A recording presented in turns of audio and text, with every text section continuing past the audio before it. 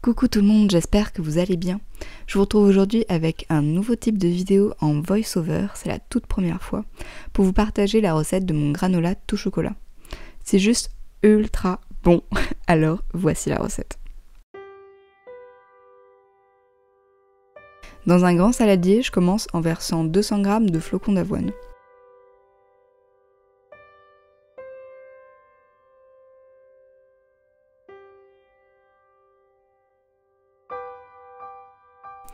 Dans ce granola, j'utilise des éclats de fèves de cacao cru, mais si vous préférez des pépites de chocolat, gardez-les de côté et vous pourrez les incorporer plus tard.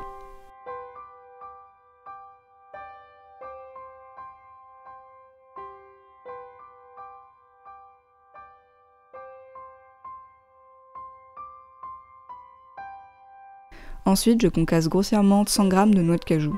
J'ai choisi les noix de cajou parce que je trouve qu'elles sont plus tendres que les autres noix et le matin, c'est beaucoup plus agréable.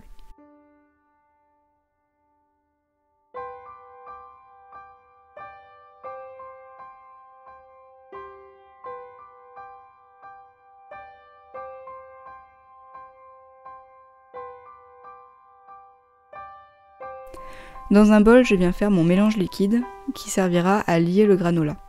Je commence par 60 ml de sucre en liquide, comme du sirop d'agave ou du miel vegan, moi c'est ce que j'ai utilisé.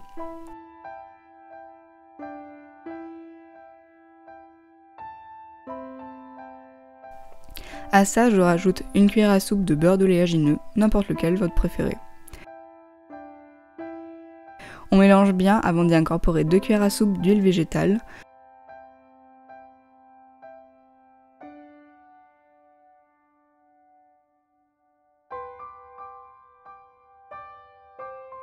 Puis 100 g de compote. J'ai utilisé de la purée de citrouille parce que c'est ce que j'avais sous la main et il fallait que je l'utilise, mais ça fonctionnera très bien avec de la compote de pommes toute simple que vous trouvez partout.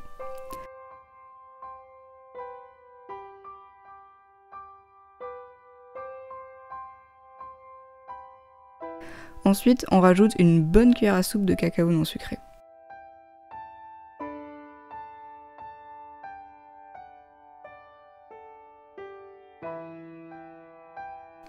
Quand c'est homogène, on mélange nos flocons d'avoine.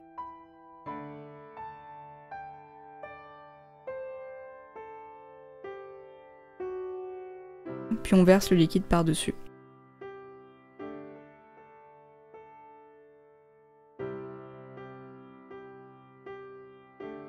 Incorporez tout ensemble avec une spatule.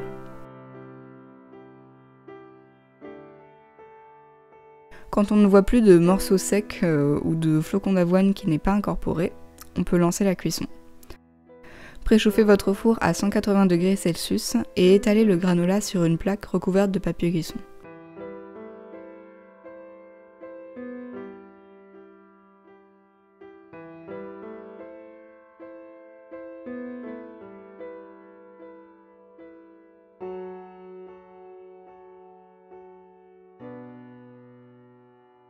Là, vous avez deux options en fait. Soit vous aimez le granola sous forme de pépites, soit vous le préférez en plus petits morceaux.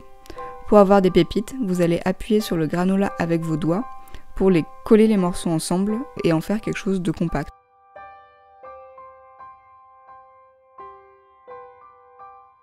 Vers mi-cuisson, je ressors ma plaque pour mélanger pour avoir une cuisson plus uniforme. D'un côté, on voit le granola sans pépites et de l'autre le granola avec pépites. Donc pour le granola avec pépites, une fois mélangé délicatement, je presse à nouveau avec la spatule pour le rendre compact, puis je remets au four. Au bout de 25 minutes environ de cuisson totale, c'est cuit. Si vous utilisez des pépites de chocolat, c'est à ce moment-là que vous devez les verser sur la surface du granola. On laisse refroidir le tout avant d'y toucher. Et voilà, de ce côté-là, vous pouvez voir des belles pépites, et de l'autre, ça fait plutôt type céréales, moi j'aime beaucoup.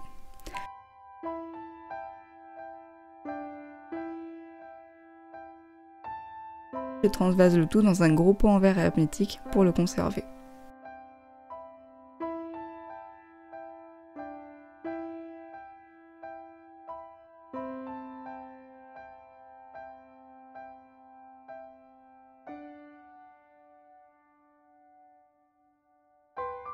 Et c'est prêt! Moi j'aime bien le manger tout simplement avec du yaourt dilué dans du lait végétal. C'est un peu bizarre dit comme ça, mais c'est super bon. Et à ça je rajoute quelques fruits frais ou des fruits congelés. J'espère que ce premier voice-over vous a plu et que la recette vous tentera. Si c'est le cas, n'hésitez pas à me mettre un petit pouce bleu et à me laisser un commentaire, ça me fera très plaisir.